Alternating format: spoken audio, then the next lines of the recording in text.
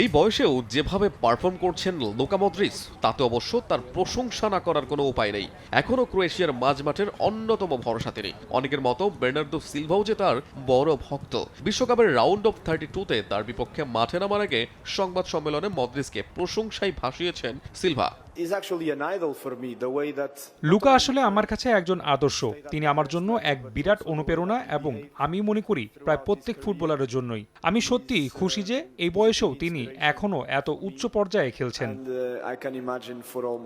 প্রতিপক্ষ হলেও Luka Modric silver অনুপ্রেরণা। বিশ্বের অন্যতম সেরা এই ফুটবলারের প্রতি নিজের শ্রদ্ধার কথা অবশ্য তিনি লুকাননি। এমনকি একবার ম্যাচ শেষে তার জার্সি সংগ্রহ করে সেটা নিজের কাছে অতি যত্নে মূল্যবান স্মারক হিসেবে রেখে দিয়েছিলেন। এবার তার বিপক্ষে মাঠে নামার আগে তার প্রতি সম্মান জানালেও মাঠে অবশ্য মদ্রিচকে ঠিকই হারাতে চান সিলভা।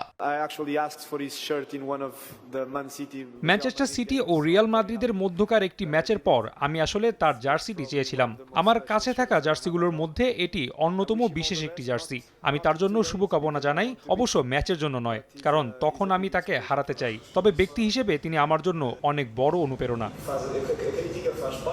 বিশ্বকাপের গত আসরে দুই দলই ছিল দুর্দান্ত ছন্দে। মরক্কোর কাছে হেরে কোয়ার্টার ফাইনাল থেকেই বিদায় নিয়েছিল পর্তুগাল। এবার ফেভারিট হিসেবে বিশ্বকাপে অংশ নিলেও মাঠের পারফরম্যান্সে অবশ্য ততটা প্রভাব ফেলতে পারেনি। গ্রুপ পর্বে উজবেকিস্তানের বিপক্ষে বড় জয় পেলেও ডিআর কঙ্গো ও কলম্বিয়ার বিপক্ষে ড্র করেছে পর্তুগিজরা।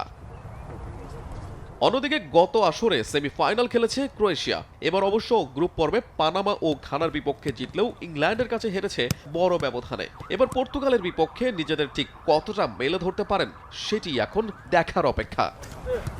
আহমেদ হৃদয়, সময় সংবাদ।